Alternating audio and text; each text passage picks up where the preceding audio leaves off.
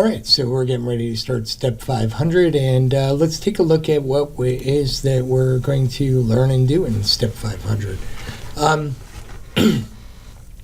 To begin with, one of the things that we're going to do is we're going to go out and we're going to grab a template, a Bootstrap template.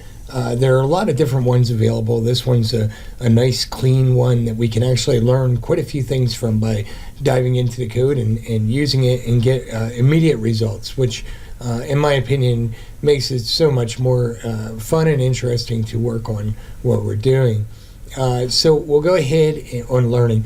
So we'll go ahead and we'll grab this template, and what we're going to end up doing is installing it as part of our 500, or step 500.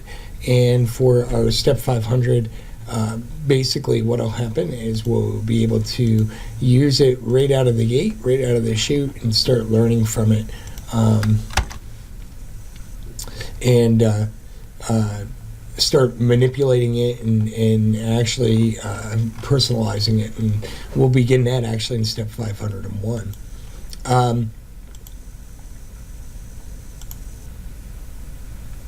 The things that we're going to focus on in step 500 is we're going to go ahead and we're going to start to focus more on Bootstrap and what Bootstrap is, and start to understand the different components and pieces that make up Bootstrap and how it works.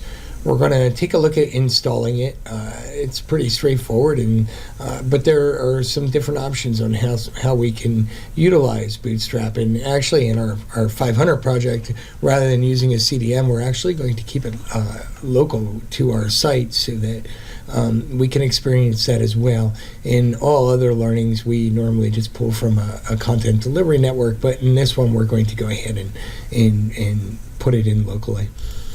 For step 500, we're also going to focus on what Bootstrap containers are and how we use them, and how they apply and what they mean to us.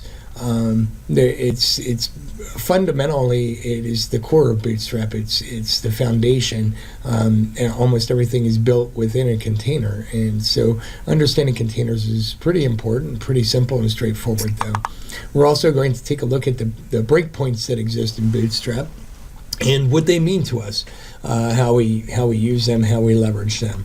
So by the end of this step, our 5XX, our production site, will reflect the installed template working with the JavaScript jQuery scrolling, and look forward to getting started with this.